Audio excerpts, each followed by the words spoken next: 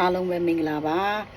ရှိဥစွာဖျားခင်ရဲ့ကြီးစုတော်ကိုချီးမွမ်းတယ်မိုင်းကတက်တဲ့အနေငယ်ခံချင်တယ်မိုင်းကတို့ online မှာတက်တဲ့မခံတာဆိုလို့ရှင်3နှစ်ကျော်လောက်ရှိပြီဒါပေမဲ့ဒီနေ့ကတက်တဲ့မခံလို့မရလောက်အောင်မိုင်းကဘဝမှာတကယ်ကိုပျော်ရွှင်ရတဲ့ညတညဖြစ်တဲ့အတွက်ကြောင့်မို့မိုင်းကအနေငယ်တက်တဲ့ခံချင်တာဖြစ်တယ်အဲ့ဒါဘာလဲဆိုတော့ဒီညနေဆိုင်သိမ့်ခါနီးဒီမှာနယ်သာလန်ကောင်မလေးအသက်20ကျော်ဝန်းကျင်ပဲရှိအရက်ရှိရှိနဲ့ထောင်းမောင်းအောင် body လှလှလေးနဲ့တကယ်ကိုချစ်စရာလေးအဲ့နယ်သာလန်ကောင်မလေးကနေပြီးမှမိုင်းကို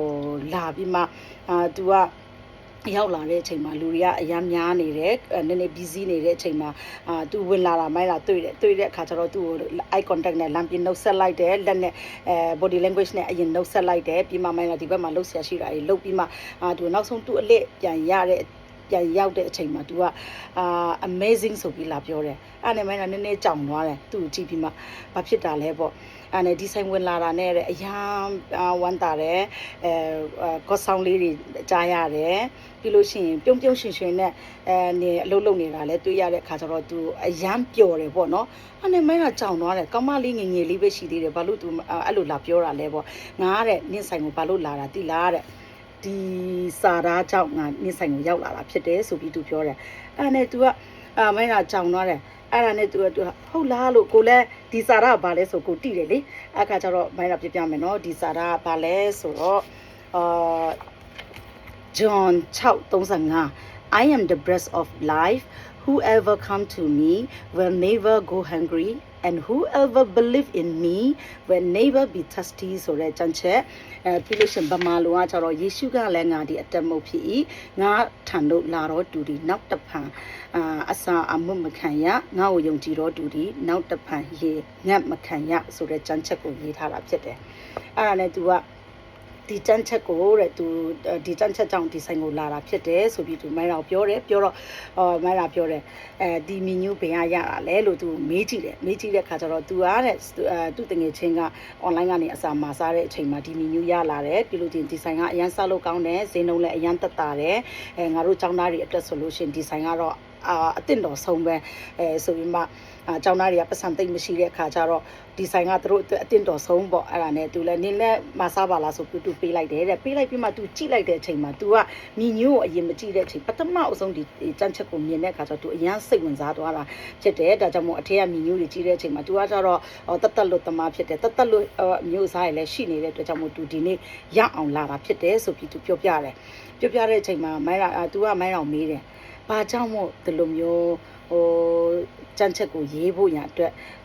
ဆုံးဖြတ်ချက်ချသွားတာလဲဆိုပြီးသူအရန်သိချင်လို့လာမေးတာတဲ့အဲ့လိုမျိုးပြောတဲ့ခါကျတော့မိုင်းကဒါရှင်းလေးပြောပြလို့ရလားတဲ့ပြောပြလို့ရတာပေါ့လို့ဘာဖြစ်လို့လဲဆိုရင်လို့မိုင်းကတော့နယ်သာလန်မှာအခုနေတာဆိုလို့ရှိရင်15နှစ်ကျော်16နှစ်ရှိပြီနယ်သာလန်ကိုရောက်လာချင်းကိုတော့ဒုက္ခတွေကနေရောက်လာဖြစ်တယ်ဘာမှမရှိတဲ့0ဘဝကနေပြီးမှနယ်သာလန်ရောက်တာ6နှစ်5နှစ်ကျော်6နှစ်မပြည့်ခင်မှာဒီဆိုင်လေးကိုဖယားပေးတာဖြစ်တယ်ဒါကြောင့်မို့ဖယားကိုကျေးဇူးတင်တဲ့အနေနဲ့ပတ်စံတပြားမှမရှိတဲ့ကြားထဲကနေဖယားဒီဆိုင်လေးကိုပေးတာဖြစ်တဲ့အတွက်ကြောင့်မို့မိုင်းရာရဲ့အစားအသောက်ရဲ့ထိတ်ဆုံးမှာဖယားကိုကျေးဇူးတင်တဲ့အနေနဲ့ဒီကြမ်းချက်ကိုရေးတာဖြစ်တယ်ဆိုပြီးမှသူရိုးလေးပဲလို့ဖယားကိုကျေးဇူးတင်တဲ့ဖြစ်တဲ့ကြောင့်မို့မိုင်းရာဒီကြမ်းချက်ကိုရေးလိုက်တာဖြစ်တယ်လို့သူပြောပြတဲ့အချိန်မှာဝေါဆိုမှဘေးနာလူတွေလည်းအရန်စိတ်ဝင်တစားနဲ့နားထောင်နေကြတယ်ကျမတို့နှစ်ယောက်ပြောတဲ့ဟာကိုအဲ့ဒါနဲ့အရန်နင်းနဲ့တခုထပ်မေးမရလားတဲ့ of course လို့မေးလို့ရတယ်လို့အခါကျတော့ तू ကနင်းနဲ့ဒီလိုမျိုးကြမ်းချက်စားတော့ဆိုင်ရဲ့နဲ့ကြမ်းချက်နဲ့တော့ဘာမှမဆိုင်ဘူးလေတဲ့ဒါပေမဲ့နင်းဒီလိုရေးတဲ့ချိန်မှာတဲ့တခြားမယုံကြည်တဲ့သူတွေလည်းဒီစားတော့ဝယ်စားတာပဲတဲ့သူတို့နင်းကိုပြောမယ်တိုက်ခိုက်မယ်ပြန်ပြီးမှပြောလာမှာကိုနင်းမကြောက်ဘူးလားတဲ့သူမိုင်းတော်ပြန်မေးတဲ့ကြောင့်မိုင်းတော်ကျတော့မကြောက်ဘူးလို့ဘာဖြစ်လို့လဲဆိုလို့ရှိရင်လို့မိုင်းတော်ကဒီကြမ်းချက်ကိုရွေးတဲ့အချိန်မှာအများကြီးဆူတောင်းဆက်ကပ်ထားတယ်အစာရှောင်ဆူတောင်းပြီးမှဆက်ကပ်ထားပြီးဒီမီနူးရလာတဲ့အချိန်မှာလဲဆရာတော်မြောက်များစွာကိုမျိုးစေ့ချေးပြီးမှကိုတကယ်ပဲဆူတောင်းဆက်ကပ်ပြီးမှဒီမီနူးကိုလောက်တာဖြစ်တဲ့အတွက်ကြောင့်မို့ဖြစ်လာမဲ့အရာမှန်သမျှကိုမိုင်းကမကြောက်ဘူးလို့မိုင်းကဒီလိုမျိုးလုပ်ရအောင်လို့အမျိုးသားကိုပြောတဲ့အချိန်မှာလဲအမျိုးသားကလည်းနုံကလည်း तू ကအများကြီးလုပ်မယ် ဆိုပြီးမှမိုင်းတော်ပန့်ပို့ပေးတဲ့အခါကျတော့နှုတ်ဦးတဘောတူပြီးလှုပ်လာတာဖြစ်တဲ့အတွက်ကြောင့်မို့ဘာမှမကြောက်ဘူးလို့စံတဲ့အရာဖျားတာဝန်ယူမှာလို့မိုင်းတော်မကြောက်ဘူးလို့အဲ့ဒါကြောင့်ဘာမှစိတ်ထဲမှာကြောက်ရမယ့်အရာလို့တော့မထင်ဘူးလို့အဲ့ဒါကြောင့်မို့ဖျားကိုကျေးဇူးတင်တဲ့အနေနဲ့လှုပ်တယ်လို့ဒီမြညူးတစ်ခုထဲမှာပဲလှုပ်တာမဟုတ်ဘူးဒီမှာလာစားတဲ့လူတွေပေါ့နော်ဒါကကျတော့ဝေစာပေါ့နော်ဆိုင်ကျင်ညာဝေစာဖြစ်တယ်ဒါကကျတော့ဒီမှာလာစားတဲ့ကက်တလောက်မှာတွေ့လားလို့ကက်တလောက်တိုင်းမှာကိုလည်းမိုင်းတာရေးထားတာဖြစ်တယ်ဒါကကျတော့ English menu ဖြစ်တယ်ဒါကကျတော့ Netherlands လူမျိုးပေါ့နော်ဒီကာဆာမှာလာဝယ်တဲ့လူအတွက် Netherlands ဘာသာလူမျိုးဟိုရေးထားတာဖြစ်တယ်ဒီမှာလာကာဆာမှာလာစားတဲ့လူလည်းဒီကြည့်ရင်းနဲ့ကတ်တလောက်ကိုဖတ်ရင်းနဲ့ဒီစံချက်ကိုဖတ်ဖြစ်သွားမှာဖြစ်တယ်ဒီမှာလည်းဒီဖတ်ဖြစ်သွားမှာဖြစ်တယ်မြညူးတိုင်းမှာစံချက်ပါပြီးမှလောက်တာဖြစ်တဲ့အတွက်ကြောင့်မို့မိုင်းလာပြောတယ်လို့အဲ့လိုမျိုးသူပြောပြတဲ့အချိန်မှာ wow amazing နဲ့သူအရန်နဲ့အတွက်အရန်ဂုဏ်ယူတယ်ဆိုတော့သူကပြောတယ်ကျမလည်းသူပြန်ပြောတယ်နင်းလဲလို့နယ်သာလန်နိုင်ငံမှာလူငယ်တွေစေကျော်အသက်20ကျော်လူငယ်တွေဆိုတာတော်ယုံចောင်းစာဆိုစိတ်ဝင်စားတာမဟုတ်ဘူးပေါ့နော်မိုင်းလာနေရတော့ဒီနယ်သာလန်နိုင်ငံကစောဒုံဘော်မော်ရာကေတို့တကယ်ကိုပျက်စီးတဲ့နိုင်ငံဖြစ်တယ်ဆေးချောက်တွေလည်းကြိုက်တလောက်ဝယ်လို့ရတယ်ကြိုက်တလောက်တောက်လို့ရတဲ့နိုင်ငံမှာတရေဝင်ဘေးအစိုးရမှလည်းမသားစီးတဲ့နိုင်ငံမှာဒီလိုမျိုးငငယ်ရွယ်နဲ့စံချက်ကိုစိတ်ဝင်စားပြီးဖះကိုချစ်တဲ့လူမျိုးတွေ့ရတဲ့အတွက်ကြောင့်မို့နင့်ကိုလည်းအများကြီးဂုဏ်ပြုပါတယ်လို့ဂုံလဲယူတယ်ဒီလိုမျိုးတွေ့ရတာဝမ်းတာတယ်ဆိုမှသူနဲ့မိထားရဖွဲ့ဖြစ်တယ်ဘေးကလူတွေလည်းအများကြီးကိုရိုနီယောက်စကားပြောတဲ့ဟာကိုသူတို့လည်းအများကြီး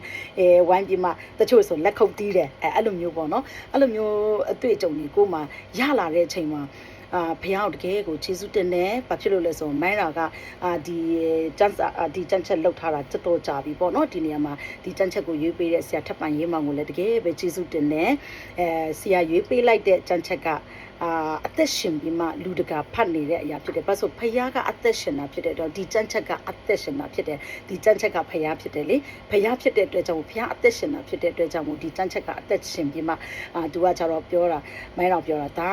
တဲ့ဧဝံဂေလိလုပ်နေတာတဲ့ဧဝံဂေလိmission လုပ်တာတခုဖြစ်တယ်ဆိုပြီးမှသူမိုင်းတော့ပြောပြတဲ့အချိန်မိုင်းကလည်းအရာဝမ်းသာတဲ့အတွက်ကြောင့်မို့မိုင်းကဒီညနေသူနဲ့ပြောဆိုရတဲ့အရာတွေလေတကယ်ချက်သိန်းအောင်ထားတယ်ပြောပြရတော့တကယ်တမ်းဆိုမိုင်းကအင်္ဂလိပ်စကားမတတ်ဘူးသူကအင်္ဂလိပ်စကားနဲ့ပဲလာပြောတာနယ်သာလန်ဆိုပြီးနယ်သာလန်စကားလာမပြောအင်္ဂလိပ်စကားနဲ့ပဲပြောတဲ့ခါကျတော့မိုင်းကနယ်သာလန်လိုရောလိုက်အင်္ဂလိပ်လိုရောလိုက်နဲ့သူနဲ့စကားပြောဖြစ်တဲ့အချိန်မှာအရန်ကိုပီတိဖြစ်ရတယ်အရန်ကိုဝမ်းသာတာဖြစ်တဲ့အတွက်ကြောင့်မို့စားတောက်ဆိုင်ဆိုပြီးမဲ့လည်းမြညူးဆိုပြီးမဲ့လည်းဒီလိုမျိုးကြံချက်တွေရေးချင်းအပြင်ဆုံးရှုံးသွားတာမျိုးမဟုတ်ပဲနဲ့အများကြီးဖယားတခင်အလုပ်လုပ်နေရတယ်ဆိုတာနေတယ်ဆိုတာကိုတွေ့ရတဲ့ခါကျတော့မိုင်းလာဝေစာပေါ့နော်တစ်ကက်တိုင်းမှာထည့်ပေးဖို့ပို့ပြီးခွန်အားဖြစ်တယ်ပေါ့နော်နောက်ထပ်အစ်စ်ပြန်ထုတ်ပြီးမှပြန်ပြီးမှပေးမယ်ပေါ့အဲ့လိုမျိုးနဲ့ခွန်အားအစ်စ်တစ်ဖန်ကိုယ်တိုင်ပဲသူ့ကြောင့်ခွန်အားပြန်ရတယ်သူတက်တေလာခံခြင်းအားဖြင့်ကိုပါတက်တေပြန်ရတာဖြစ်တယ်ဆိုတဲ့အကြောင်းကိုမိုင်းလာတက်တေခံချင်တာဖြစ်တယ်ဂျာနာတူအရောက်စီတိုင်းပေါ်မှာဖျားရှင်ကောင်းကြီးပေးပါစေ